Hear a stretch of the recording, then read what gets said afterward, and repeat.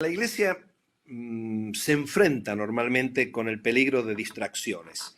Nombraste algunas de ellas, esas teologías que tratan de ponerlo al hombre en el centro, donde el hombre es el que recibe el bienestar, donde el hombre es el que con sus oraciones hasta puede controlar a Dios, a veces sin quererlo, pastores amigos y bien conocidos y conocidos comunes a veces piensan que con su oración pueden modificar la voluntad de Dios, pueden modificar los planes de Dios.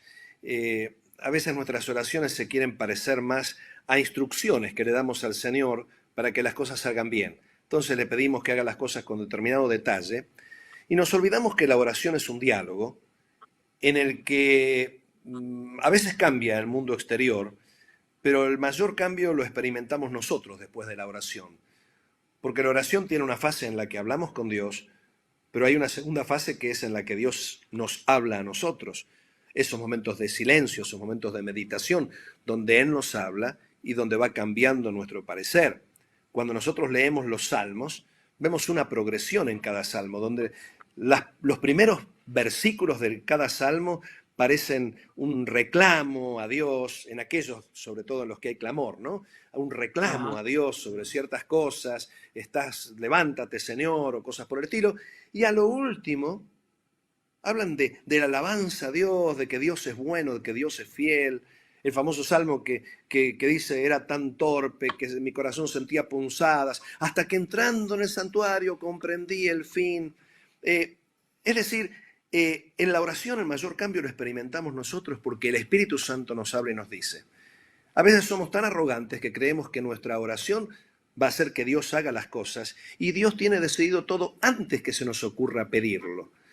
Si nosotros pudiéramos entender todos los misterios de Dios al punto de decirle las cosas que debe hacer, o Dios es muy pequeño o nosotros somos demasiado grandes y ambas posibilidades son inexistentes. La iglesia tiene que aprender a someterse a la voluntad de Dios y los tiempos de Dios interpretarlos para cumplir la gran comisión. Ujú, Nosotros ujú. no vamos a establecer ningún reino de nada. Nosotros no vamos a poner reyes y quitar reyes. El que lo hace es Dios. A nosotros lo que nos toca es predicar las buenas nuevas. Y acá está lo que los discípulos le dijeron al Señor cuando Él resucitó. El Señor crucificado era el Mesías que sufrió y que murió. Y los discípulos se preguntaban, ¿cómo puede ser esto? Ellos en ese tiempo no tenían ni idea de cómo sería que el Mesías muriera. Y de pronto muere, se terminan las esperanzas, vuelven a la pesca, se esconden con miedo y de pronto lo ven a Jesús resucitado. Viene la noticia, el Señor resucitó y luego de haber aparecido aleatoriamente con algunos y con otros, el Señor les aparece a todos.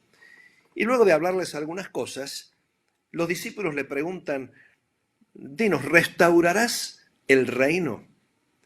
¿Por qué le estaban diciendo esto? Porque justamente ese Jesús era el Mesías, era el rey, que iba a restaurar el poderío de Israel y el reinado de él.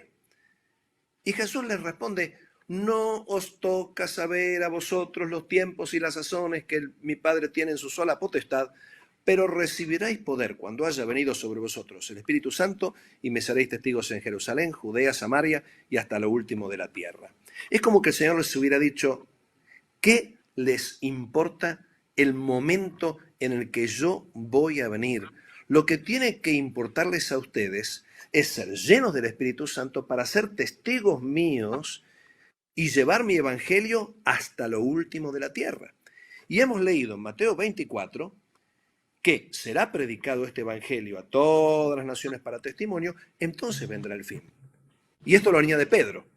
Pedro, cuando habla de que el Señor no retarda su promesa, según algunos la tienen por tardanza, sino que es paciente para con todos, no deseando que ninguno perezca, sino que todos procedan al arrepentimiento. Y más adelante dice, preparándoos y apresurándoos para la venida de aquel gran día. En griego lo dice más claramente, dice, preparando y apresurando el día de su venida. ¿Por qué? Si el Señor todavía no vino, porque está esperando que todos procedan al arrepentimiento, quiere decir que si todos proceden al arrepentimiento, Él viene. ¿Y cómo logro que procedan al arrepentimiento? Como dice Pablo en Romanos, el que invocar el nombre del Señor será salvo, pero ¿cómo creerán si no les fuere predicado? ¿Y cómo predicarán si no fueren enviados? En otras palabras, si yo quiero apresurar la venida del Señor, yo tengo que cumplir con la misión. Si no, estoy en la carrera de la liebre y la tortuga. La liebre son los nacimientos de la población se va multiplicando a este ritmo. Cuando uno ve en un programa de internet el ritmo de crecimiento de la gente, a este ritmo van naciendo personas en el mundo. Ahora, ¿a qué ritmo se convierten? La tortuga. Esta situación que estamos viviendo está haciendo que el Evangelio se predique mucho más porque, como habías dicho, Alex, las personas se están animando, las personas están enfocándose en el Señor, los incrédulos están golpeando las puertas de las iglesias, no de los templos, porque en Argentina hasta ahora los templos están cerrados, pero las iglesias están abiertas, porque en cada casa hay una iglesia, porque en este medio estamos formando iglesia, aunque estamos a miles de kilómetros de distancia, estamos formando iglesia, y la gente está golpeando las puertas de la iglesia, y como nunca nuestra palabra, la palabra de Cristo, está llegando a otros lados. Así que la meta de la iglesia es la gran comisión y no tenemos que dejarnos distraer ni por las teologías de la prosperidad o del bienestar, porque cada vez que uno pierde de vista la pronta venida del Señor, se concentra más en su bienestar que en su misión. Y por eso nos encontramos que muchas iglesias o denominaciones históricas han perdido su norte y se han vuelto sociedades filantrópicas que están para hacer bien a la humanidad y para satisfacer las expectativas del mundo. El mundo quiere que ayudemos a la sociedad, que los hagamos más buenos, que le demos de comer al hambriento. Ahora, la expectativa de Dios con nosotros es que anunciemos su palabra para que Él venga pronto a reinar. Ajá. Entonces, permíteme ir sacando como conclusiones.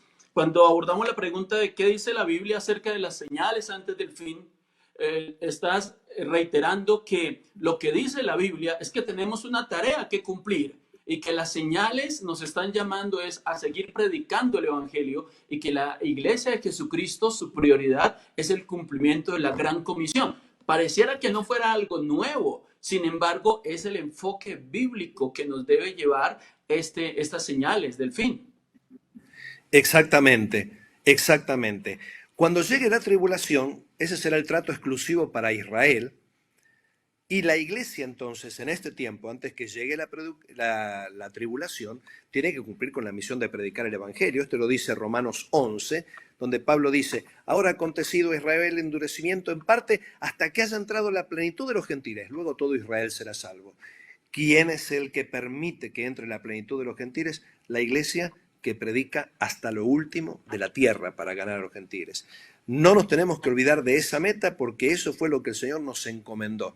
No nos encomendó otra cosa. Excelente conclusión porque en realidad es lo que dice la Biblia.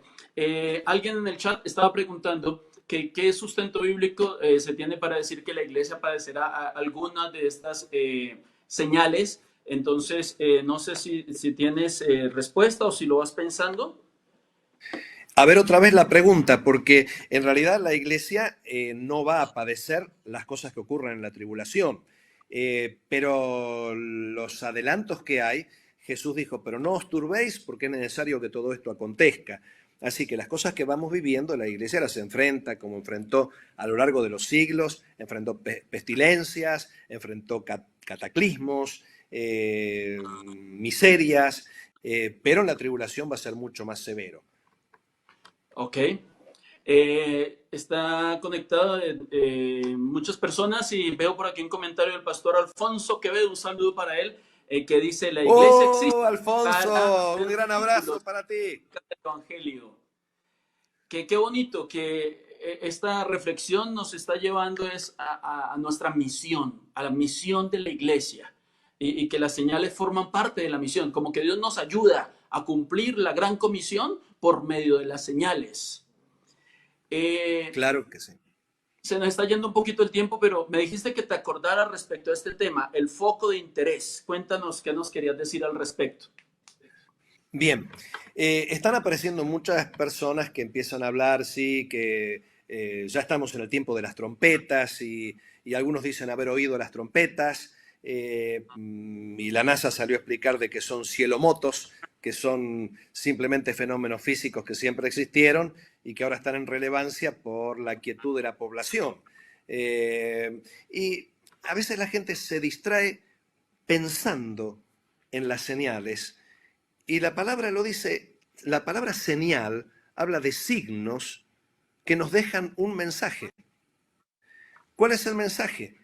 De que la creación está gimiendo con dolores de parto. Esto tarde o temprano va a colapsar. Pero como decimos, si son señales de su venida, nosotros tenemos que apresurarnos a cumplir con nuestra tarea. La tarea del Señor es venir y poner fin a estos sistemas. Otra cosa, la iglesia no debe involucrarse tanto en este mundo, sino que la iglesia se involucra en este mundo solo a fines de predicar el Evangelio. Si yo le doy un vaso de agua a un pequeñito y se lo doy sin Cristo, estoy pecando. Tengo que darle ese vaso en nombre de Jesús. Muchas veces la iglesia realza los valores cristianos, pero sin Cristo. Queremos defender los valores cristianos, pero nos olvidamos que los valores cristianos son consecuencia de tenerlo a Cristo. Imponer a este mundo valores cristianos es tratar de ponerle una piel de oveja a un lobo rapaz. El lobo sigue siendo lobo. Entonces yo no voy a cambiar este mundo, pero si yo predico el Evangelio, aquellos que aceptan a Cristo en sus vidas van a cambiar. Entonces, la iglesia tiene que concentrarse no en las demandas de este mundo, sino en las demandas de Dios, porque a veces la iglesia se concentra en buscar bienestar a la sociedad y lo único que logra es que las personas se mueran y se vayan al infierno con una sonrisa. Entonces, lo que tenemos que hacer es decirles la verdad, que hay un infierno, que hay un cielo, y que se rindan sus vidas a Cristo, pero no por miedo al infierno. Porque eso hicieron los fariseos cuando querían bautizarse, y Juan les dijo, generación de víboras, ¿quién nos enseñó a huir de la ira venidera? A hacer frutos dignos de arrepentimiento. Es decir, la conversión de la persona en arrepentimiento no tiene que basarse en el miedo de lo que se viene después y el escapismo de lo que pueda llegar, sino que el arrepentimiento tiene que basarse en entender que estábamos yendo de contramano con Dios y que necesitamos reconciliarnos con Él y aceptar la gracia de Él para vivir con Él y encontrarle un sentido a nuestra vida. Pilar Hernández nos pregunta, ¿es posible que estemos viviendo principio de dolores, como lo dice Mateo 24? Sí, sí, sí. Y convengamos que el principio de dolores llegó inmediatamente después que Jesús fue crucificado. El sacrificio de Cristo fue tan absoluto que Dios no permitió que hubiese más sacrificios y cuando se destruyó el templo, desde ese momento no hay más sacrificios. La diáspora de los judíos, las guerras, las nuevas enfermedades, todo lo que hay son principios de dolores, pero solo principios. La tribulación no está destinada para los creyentes. Ok. Omar Núñez nos pregunta, ¿es arrebatamiento o venida de Cristo? Muy buena pregunta y necesaria para hacerse. Se habla de venida de Cristo y se habla de segunda venida de Cristo porque hubo una primera venida y la primera venida fue en carne, la segunda venida será en poder y gloria. Y cuando uno habla de venida es cuando Él viene para quedarse a reinar. El arrebatamiento o traslación o rapto no es otra cosa que la nivelación de lo que llamamos primera resurrección. La primera resurrección, que es resurrección para vida eterna, hace que aquellos que tenían sus almas desnudas, que están en la presencia de Dios, reciban cuerpos incorruptibles y nosotros, que estamos en pie, recibamos una transformación de nuestros cuerpos. Entonces, esto no es venida de Cristo. Esto es el rapto, el arrebatamiento, la primera resurrección, donde vamos a estar para siempre con el Señor. La segunda venida es después de la tribulación. Es decir, el arrebatamiento da inicio a la tribulación, 7 años de tribulación y luego segunda venida. Ok, vamos cerrando, vamos sacando algunas conclusiones. Entonces, de lo que hemos hablado, tú me vas retroalimentando si estoy en lo cierto en estas conclusiones. El enfoque de la iglesia debe ser el cumplimiento de la gran comisión como su tarea que nunca ha cambiado. Tal cual, Que el propósito de las señales es que el no creyente se acerque a Dios para salvación y el creyente se acerque a Dios para santidad. tal cual. Cuando Que la, pasan estas cosas, el ser humano se da cuenta que no tiene control de nada. Y ahí es cuando busca a Dios que sí tiene el control. y precisamente esa me lleva a la siguiente, que nuestra oración debe ser bien enfocada en la soberanía de Dios y no como dándole sugerencias a Dios en qué debe hacer. Tal cual. ¿Ok? ¿Y cuál podrías añadir tú? ¿Cuáles más podrías añadir? Bueno, ¿qué más? Que nuestras vidas tienen que ser vidas de santidad para no tener un choque cultural en el cielo, depender de Dios, temer a Dios No tener un y choque entender, cultural en el cielo. y entender que mientras Dios tiene un plan con nuestras vidas, somos Superman. El día que termina ese plan, el día que cumplimos con el propósito de Dios, morimos de una uña encarnada. Eh, Apuntamos los cañones contra el COVID-19 y nos olvidamos de que hay más de 800 asteroides que amenazan chocar con la Tierra, hay millones de virus capaces de mutar y matarnos, hay millones que mueren por año de accidentes de tránsito, hay muchos más millones que mueren de enfermedades cardiovasculares y ahora estamos todos asustados por el COVID. Seamos prudentes y tengamos una pierna que es la de la responsabilidad, haciendo todo lo que se nos dice y lo que dice la Organización Mundial de la Salud. Pero no nos olvidemos que la otra pierna nuestra es la pierna de la confianza. Y que si el Señor no guarda la ciudad, en vano verá la guardia. Si Dios no edifica la casa, en vano trabajan los que la edifican. Cumplamos con nuestra responsabilidad y con nuestra misión y confiemos en Dios y esto nos va a dar paz. Ok, aquí Jesús Santa María dice algo de lo cual se habla mucho, el nuevo orden mundial. ¿Nos puede, por favor, aclarar al respecto? Al principio hablábamos un poco de eso, pero también alguna conclusión ya al punto. Sí, hay en esta meseta nos encontramos con que el poder ejecutivo está teniendo mucho más fuerza que el legislativo y el judicial.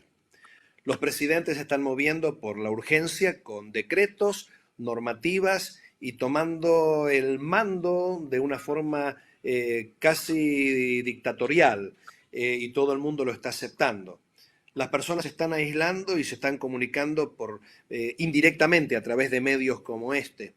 Los templos se están cerrando, las personas tienen miedo y se automarginan, los países se están endeudando y están asumiendo compromisos, y las personas también se están endeudando con un Estado que trata de protegerlas y luego le estarán debiendo ciertas cosas. Están colapsando las economías mundiales, están invadiendo la privacidad de las personas con vigilancia, cibervigilancia y otras cosas, y todo esto lo estamos viviendo y naturalizando como algo normal cuando hace 3 años atrás lo hubiéramos criticado. Esto va a dar lugar, después de una meseta de acostumbramiento, a que un día el anticristo sí haga todas estas cosas con mucha más fuerza, pero afortunadamente estaremos con Cristo nosotros para ese tiempo. Gloria a Dios, así será. Edgardo, una palabra que si fuera con lo que tú quisieras que se quedaran los oyentes, que dijeras, esto es lo que dice, la propuesta fue, ¿qué dice la Biblia acerca de las señales del fin? Haz tu exposición de motivos final dando esto que quieres que los oyentes se queden, que los espectadores se queden con esto en su corazón. Bueno, lo que dice Pedro en su carta, puesto que estas cosas han de ocurrir, ¿cómo no debéis vosotros de andar sabia y prudente y santamente? Tenemos que vivir en santidad y tenemos que buscar a Dios. No permitamos que el noticiero llene tanto nuestra mente sino permitamos que la palabra de Dios llene nuestro corazón, que es lo que necesitamos. Está bien escuchar las noticias y estar actualizados, pero necesitamos escucharlo a Dios y como nunca. Vivamos el culto familiar en familia, pero leamos la palabra, oremos y congreguémonos de la forma que sea, quizás por Zoom o por redes sociales, pero no perdamos esta esencia de santidad y consagración, porque, como sea, Cristo viene pronto.